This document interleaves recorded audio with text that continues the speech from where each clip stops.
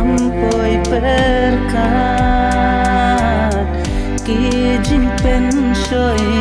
ki pen thame kumbatit uperthan kadau ngam tim ngam pai phang pi ie marwei anga hap deng lau ba jing e babun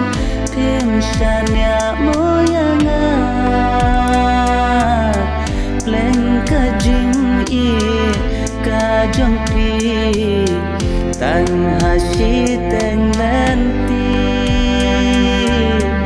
yang apim ngap pi shulek ya pi pen kut yu kendri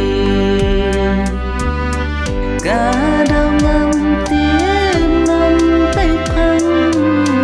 pi ie marwei anga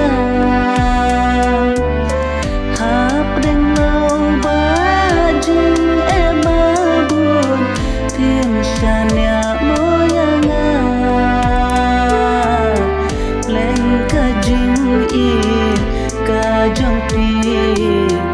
tang hashi teng lenti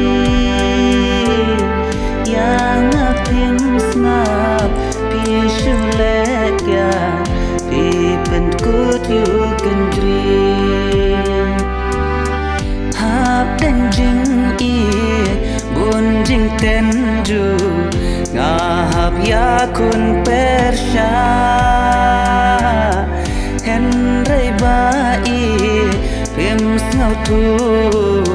to le kat ba pi kwa wajau umat wan babi jing shisha da ki pau